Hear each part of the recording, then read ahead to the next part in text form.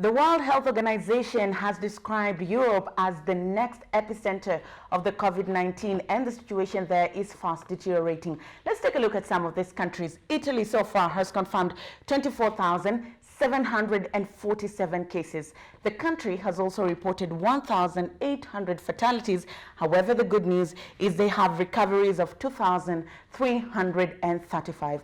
Italy is just one of the European countries to suffer the negative implications of the disease. Now, to tame the further damage of the disease, there are some measures that the country has taken, which include: one, putting the whole country on lockdown. So the whole of Italy is in lockdown, contrary to previously where it was just corona-infested areas. And Italians now have to seek legal documentation for essential travel. If it's not essential, then you'll not get documentation to travel. Under the new lockdown legislation, fines will be imposed on those traveling without or outside the country without the permit. So if you don't get a permit to get outside the country, then you'll be fined. And you could face up to 3 months in jail or pay a fine of about 23,400 Kenya shillings. Controls have also been put at train stations to check the temperatures of passengers that are traveling using the trains. Cruise ships have been barred to dock at various ports. We all remember the Diamond Princess ship that docked in Japan that has reported several cases of coronavirus. Besides the transport sector, sports has also been affected. Among the sports affected include football matches, that is Serie A, the Italian league that has been suspended nationwide. Sad news for football lovers. Further in education, schools and universities will equally remain closed until 3rd of April. Now, just to measure the side effects of coronavirus on Italy's economy, according to preliminary estimates, Italy could lose up to 830 trillion Kenya shillings in tourism revenue due to coronavirus. Italy expects COVID-19 to result in a lower GDP for at least 2 months. The government has announced a spending allocation of approximately $28.3 in billions to deal with the coronavirus impact. So that's just Italy and the severity of the disease. Let's take a look at another country that has equally suffered negative repercussions, the United States of America.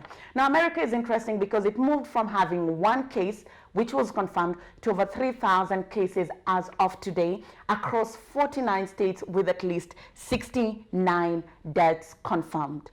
Among the measures that the government is taking to curb any further spread of the disease include: 1, President Donald Trump expanding restrictions on entry into the United States from Europe, which has been declared the disease epicenter, to include the United Kingdom and Ireland. Now, the travel restrictions go into effect Monday at midnight, and this means that whoever is from the United Kingdom or from Northern Ireland after 12 tonight, you cannot get into the United States of America. Further, the U.S. Centers for Disease Control, that is CDC, and Prevention have recommended that no gatherings with 50 people or more should take place for the next 8 weeks to at least try and slow down the spread of the novel virus. As of 15th of March, more than 30 states had announced statewide school closures. So this means education is equally affected in America. Local governments have encouraged residents to stay at home and practice social distancing. Some states, including California, Pennsylvania, Massachusetts, New York, and even Washington, have banned large gathering. Bars and restaurants in the states of Ohio will close beginning 9 p.m. Now, this is where the catch is. In a bold emergency action to support the economy during the coronavirus pandemic, the Federal Reserve on Sunday announced it will cut target interest rate near zero and launched a massive $700 billion quantitative easing program to shelter the economy from the effects of the virus. Now, the surprising rate cut is designed to prevent the kind of credit crunch and financial market disruptions that occurred the last time the Fed had to cut rates all the way to the bottom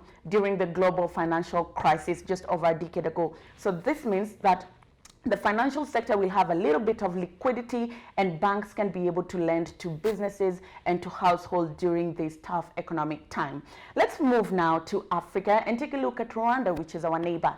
Upon confirming its first case of COVID-19, Rwanda issued a memo to the public stating that the following must be observed in the next 2 weeks to mitigate the risk of COVID-19 spreading further across the country. So one, Rwanda was going to close all places of worship from the 15th of March, that was Sunday yesterday, and prayers were supposed to be conducted at home. Further, schools and higher education institutions have been closed effective today, the 16th of March.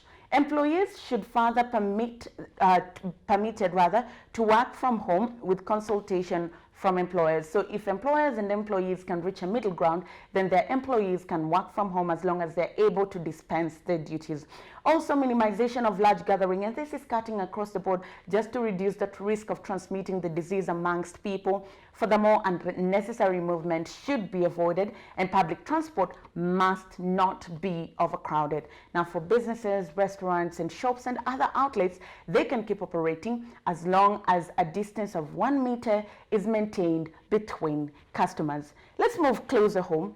Kenya, where President Kenyatta's national address on coronavirus has now confirmed 2 more cases, which totals the number of cases as of today, 3 cases. Now, as such, the government is taking the following measures to curb further spread of the disease. The government, for one, has suspended travel for all persons coming into Kenya from any country with reported coronavirus case.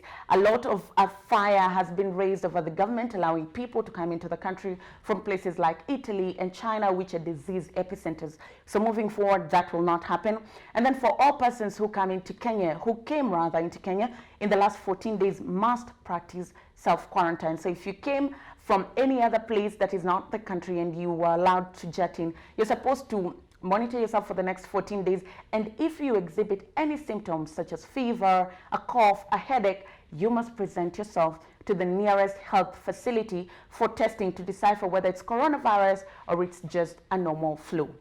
The education sector has equally been impacted. Learning has been suspended with immediate effect. For boarding schools, suspension began today, the 16th of March, boarding schools 18th of March, and tertiary institutions by 20th of March. The schools should be closed to allow the students to go home and practice self-quarantine and self-isolation.